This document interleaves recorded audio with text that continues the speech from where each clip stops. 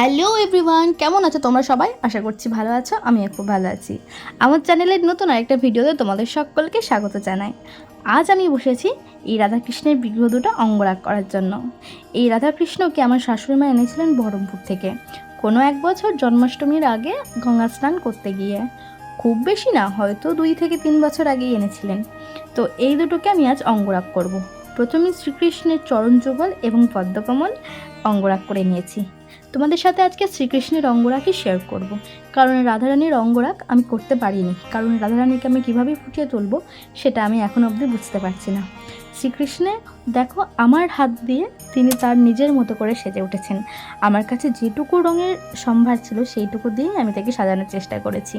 তার পুরো অঙ্গ আমি হয়তো অঙ্গরাগ করিনি, কারণ যখন এই কালারগুলো উঠে যাবে তখন খুব একটা ভালো দেখাবে না, সেই জন্য।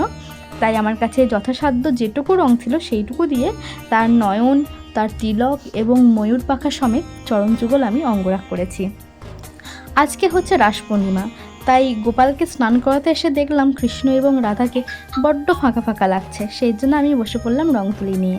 আজকে শুধু রাস পূর্ণিমা এমনটা না, আজকে রাস পূর্ণিমা, পট পূর্ণিমা, সাথে শ্রী তুলসী দেবীর আবির্ভাব দিবসও। অনেক জায়গায় জানো তো এই রাস পূর্ণিমাতে অনেক ধুমধাম হয়, আমাদের এখানে তেমন হয় না।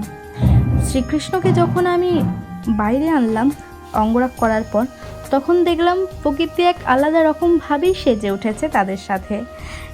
কারণ আমাদের এই ছোট ছোট যে পাশে ফুলগুলো দেখছো, এগুলো না টবে অনেক হয়েছে, কিন্তু যখন এই গাছটার নিচে আমি তাকে রাখলাম শ্রীকৃষ্ণকে, তখন দেখলাম এক অপরূপ সৌন্দর্য একদম মোহিত হয়ে গিয়েছে চারিদিক। আসলে প্রকৃতির সৃষ্টিকর্তা যখন প্রকৃতির কাছে আসে, তখন প্রকৃতি মনে হয় আরও বেশি আনন্দিত হয়।